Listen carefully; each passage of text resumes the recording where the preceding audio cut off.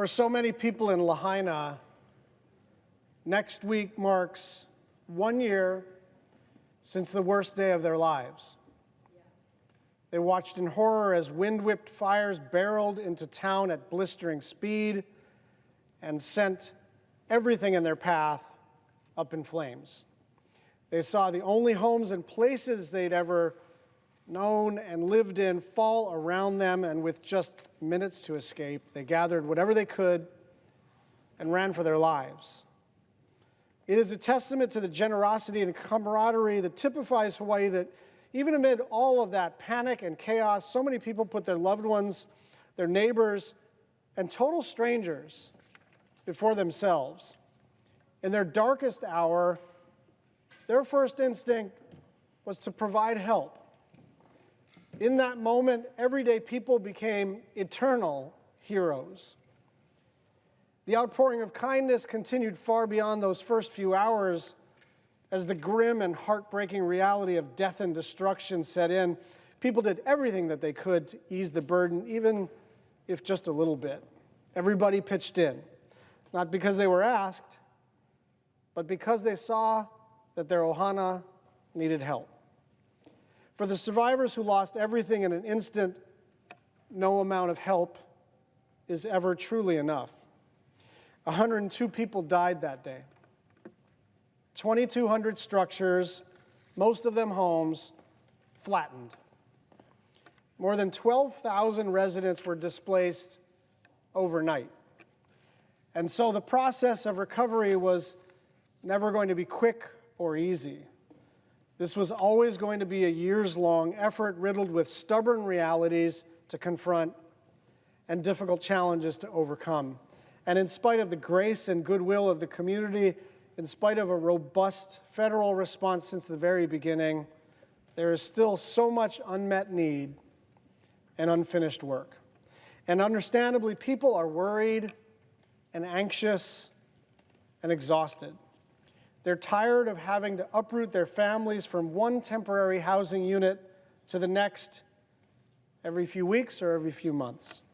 They're tired of wondering what the future holds and if that future will be on Maui at all.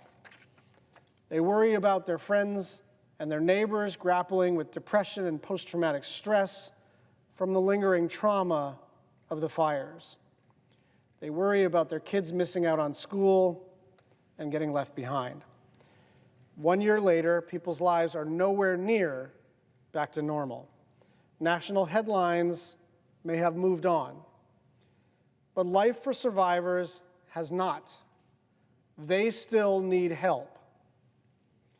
From the very next day after the fires, following President Biden's disaster declaration, the federal government mobilized a sweeping recovery effort that's delivered more than $3 billion in aid to date. Here in Congress, Senator Mazie Hirono, Representative Jill Tokuda, and Representative Ed Case and I worked with colleagues on both sides of the aisle to deliver disaster relief funding and get survivors the help that they deserve. And while we should be clear-eyed about the long road ahead, it's worth just for a moment reflecting on the progress that's been made. After a year of round-the-clock work from the United States Army Corps of Engineers, debris removal is entering the final stretch and is expected to be completed in the coming months. Water and wastewater services have been fully restored as of 2 weeks ago. And a temporary campus for King Kamehameha III Elementary School is built from the ground up in just 95 days and opened its doors to students in April. That progress is real. And it's the reason for hope that things can and will improve. But there is still so much work left to do. Housing remains the #1 issue. Businesses still need help as tourism lags, and people of all ages need expanded access to mental health resources and other health care.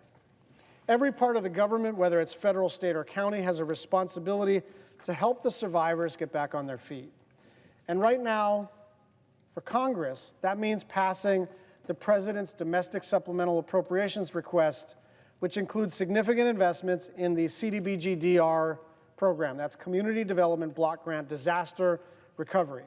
CDBG-DR has for decades been the lifeline for disaster survivors across the country, giving them flexible, long-term assistance to rebuild their homes and their businesses and their neighborhoods. This is a proven program that has helped to revive dozens of devastated communities, and it has to be extended for the survivors on Maui as they try to recover. For the people of Lahaina, the past year has been a year of uncertainty and unease, unspeakable grief and heartache, impossible choices, a year of what ifs and what's next. Nothing will ever fully replace the people and the things that were lost on that harrowing day about a year ago. But what we can do is be there for them as they recover, for as long as it takes, every step of the way. That is our responsibility, and that is our promise. Mr. President, I yield the floor.